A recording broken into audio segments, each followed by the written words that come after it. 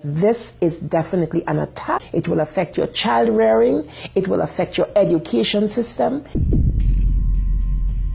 This is instructions for the teacher in the classroom to ask her or his students, how do people express their sexual feelings? What is abstinence? And here are some answers. Oral sex, masturbation, anal sex, massage, holding hands, touching each other's genitals, saying, I like you. And what they're doing is equating all these things. Saying, I like you is equal to anal sex. It is pornography. Men, especially on the House floor, did not want to look at. We couldn't show this on the television news, but yet we want our 4th grade children to be looking at this book. In the name of sexuality education, children are seeing obscene materials that have been ruled by Congress and by the Supreme Court impossible to show to children. An online CSE program for African youth called The World Starts With Me tells children that sexuality includes oral sex and masturbation. It then tells them it's their own choice if they want to lose their virginity. It shows children pictures of naked girls and boys in various stages of development, and then asks them to point out differences in their private parts. Parents likely will never know, as it is all done online away from home. They have elementary students as young as 9 years old. Then they teach them how to wear a condom. And they have this plastic genitalia, and they even have young girls. They're teaching them how to put a condom on a male genitalia and boys how to put a condom on a woman's genitalia without the knowledge and consent of the parents. They're giving them handouts, negotiating sexual encounters with other students. For example, there are statements like this: can I take your shirt off? It makes me hot when you touch me here. Is it okay if I take my pants off? Where we in Latin America, we still have a lot of poverty. We have communities that don't have fresh water, that don't have electricity. Focus is completely shifted from basic needs. They get comprehensive sexual education without the consent of parents, taking and deconstructing also the family. My brother Luigi and I had an opportunity to go to the United Nations and give a speech on the UN floor. I told them how Planned Parenthood was passing out a booklet for HIV positive youth at the United Nations called Healthy, Happy, and Hot. This is for the kids who have AIDS. It teaches about sexual pleasure through masturbation, with same-sex partners, and even if you are drunk.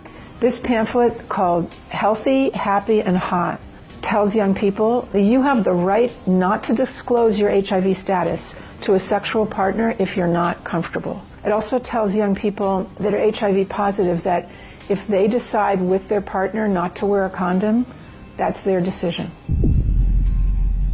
The World Health Organization standards for sexuality education in Europe actually suggest that children ages 0 to 4 should be given information about masturbation and given the right to explore their gender identities. For ages 4 to 6, children should be taught about same-sex relationships and respect for different norms regarding sexuality.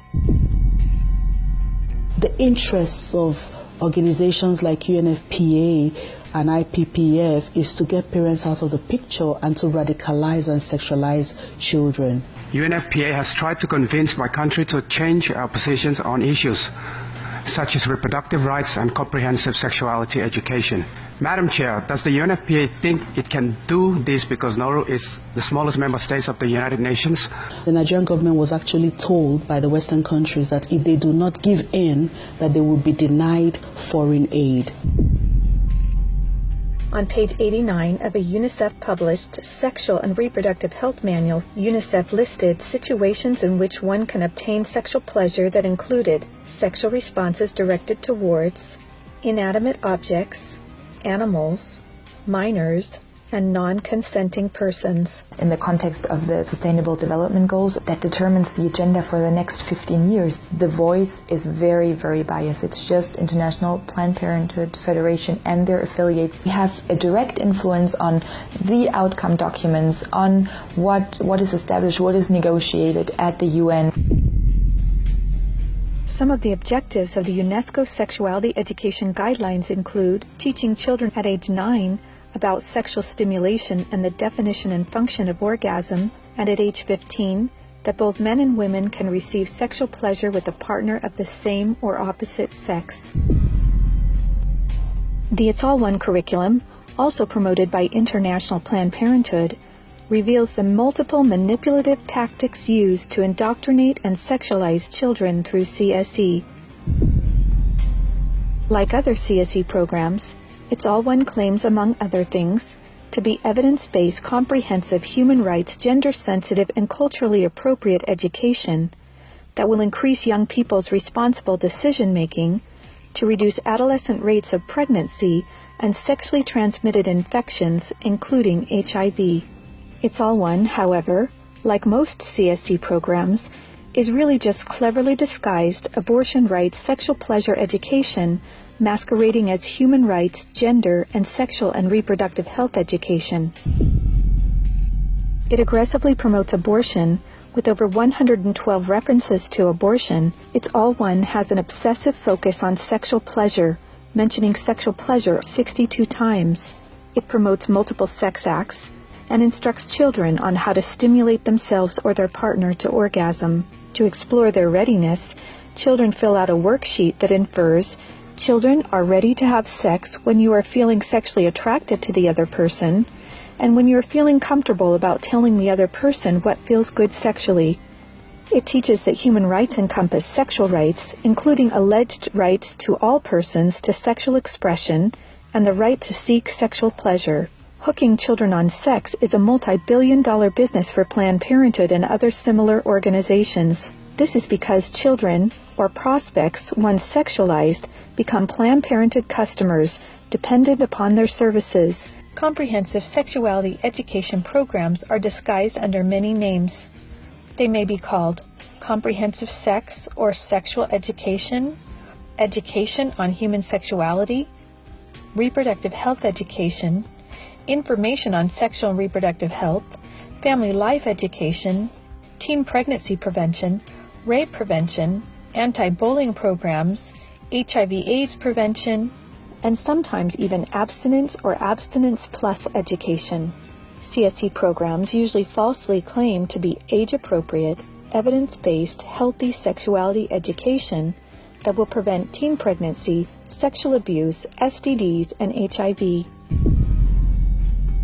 One of the handouts that concerns me the most is called the Genderbread Person. They teach that gender is a spectrum, that you can choose to be whatever you want. You could be all female one day and the next day feel like you're neither female or male. Frankly, it's confusing. It's mental molestation. We're confusing these kids as to what they are. From a medical perspective, when sexual freedom is the priority, then sexual health is going to suffer. There are laws in Oregon where children as young as 15 can get taxpayer-funded sex changes without parental consent. You can't have an aspirin at school without parental consent. However, a student could make these life-altering, permanent decisions without their parental knowledge or consent.